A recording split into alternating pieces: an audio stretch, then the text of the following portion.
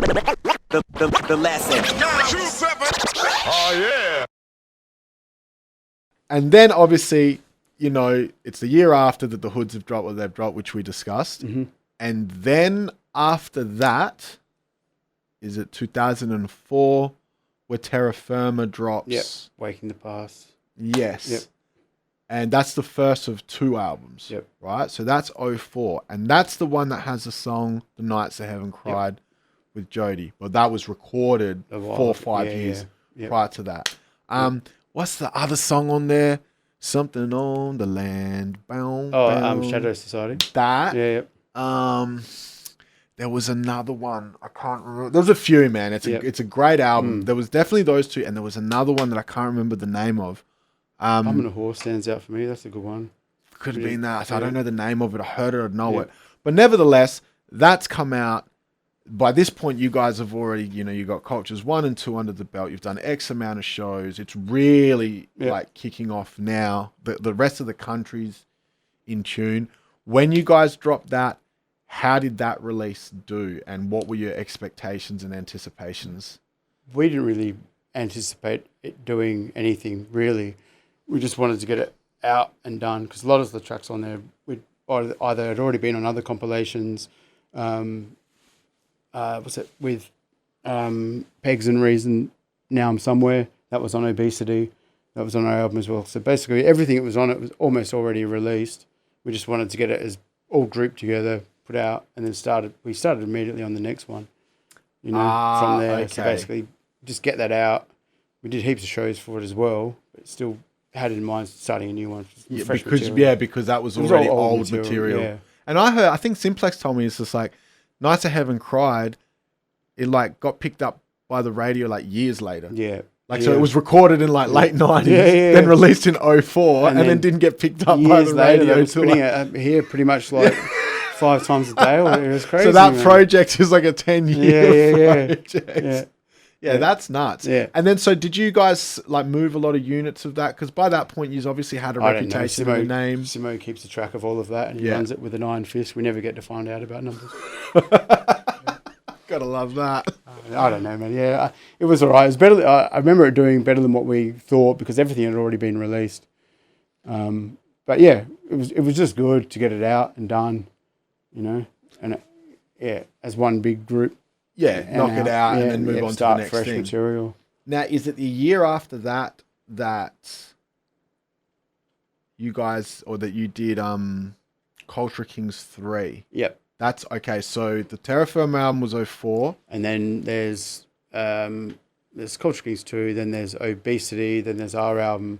And then by the time Culture Kings 3 came around, like I was even debating whether or not to even do it with Simo or whatever. Like even Simo was like, oh, you know, like, it's because Obesity had come out, and it was like everyone. Yeah, I myself, man, I was worn out from it all, and I was sick you would be. Yeah, and so basically, Pegz and I went 50-50 in it, and he picked 50% of. He organised 50% of tracks. I organised, you know, and it was like, man. By the time it was released, I liked that artwork the best that Mexi did from Hospice or whatever.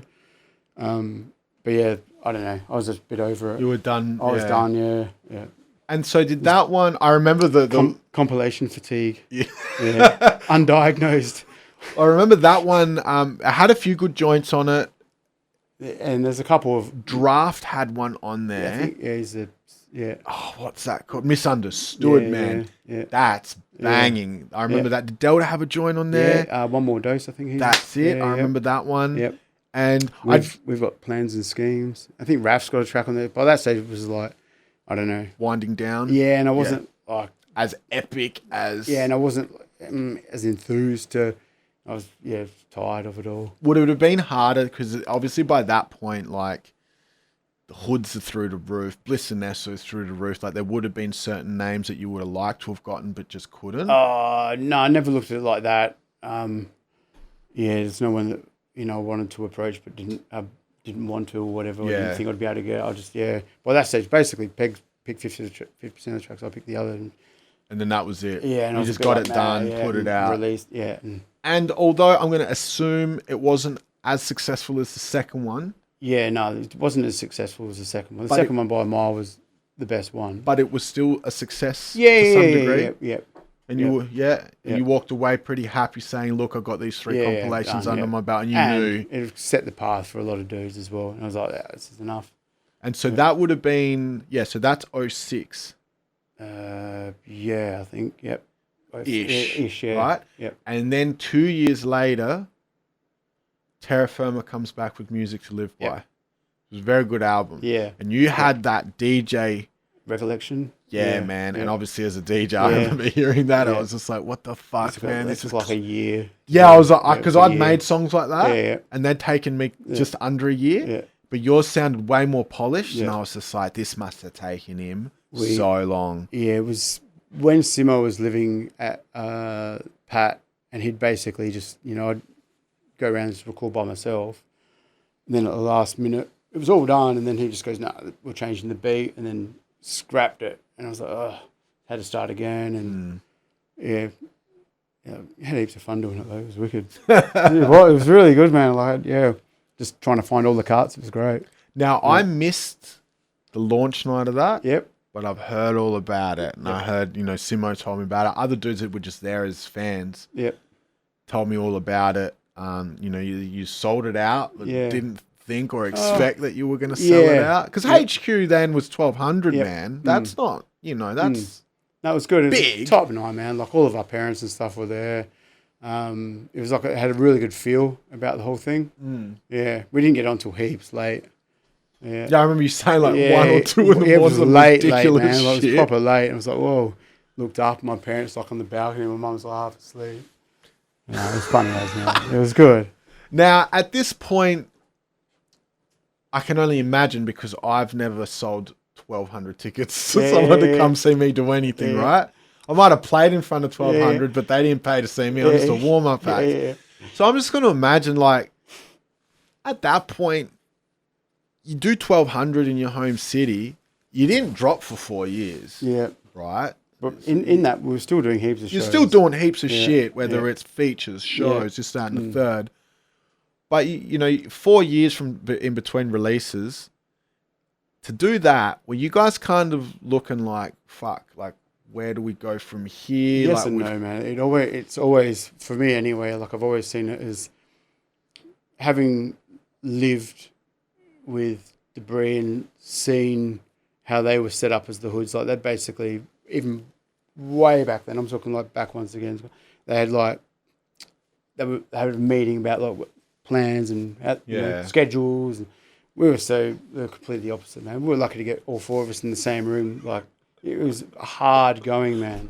Getting all Herding 4 of cats. us. No, it was proper. I don't know how Simo put up with it, man. Like, like if it wasn't me, like, I can't make someone else is not being able to do it. Yeah. And like Raph, especially went through a period of just like loose unit. Yeah, like I think he used the same excuse 4 times on like I've got a flat tire, but each time was a different.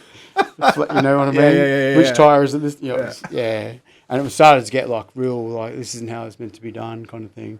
And it was, I can only imagine Simo would have been like frustrated with it all.